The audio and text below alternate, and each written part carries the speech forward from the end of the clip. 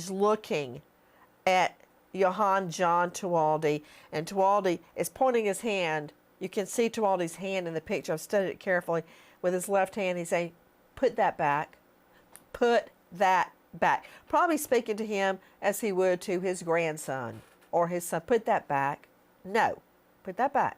I can just hear it ringing in my ears right now. Joining me, we are very blessed today to have Marjan Philhauer joining us from that jurisdiction, customer, neighbor, parent, small business advocate. Listen to this. She's the co-founder of the Balboa Village Merchants Association. She knows all about this case. Ms. Philhauer, thank you for being with us. Thank you, Nancy. And I want to make sure, these horrific details, we can't forget about the kind man in the middle of this all. He was part of our neighborhood family.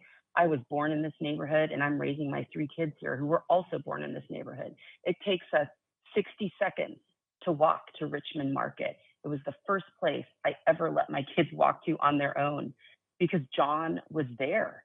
He was such a kind man, and it struck me on one occasion when my 3 kids walked back into the house chattering about what they bought, whatever it was, whether it was Doritos, drumstick ice cream. But when I listened more closely, they were actually talking about John and Nancy. They were talking about petting Nancy the cat. They were talking about John and their purchases and his warm smile and how they made him. He was part of building their confidence, and he didn't have to work. He cared about this community. He cared about our kids, and we were so grateful to have known him and to have learned from how he lived. I remember in that moment thinking, these are the memories that these childhood memories build up our children, and it's part of their lives, but it's now been tainted with this nightmare because we have lost a kind soul to a senseless act of violence.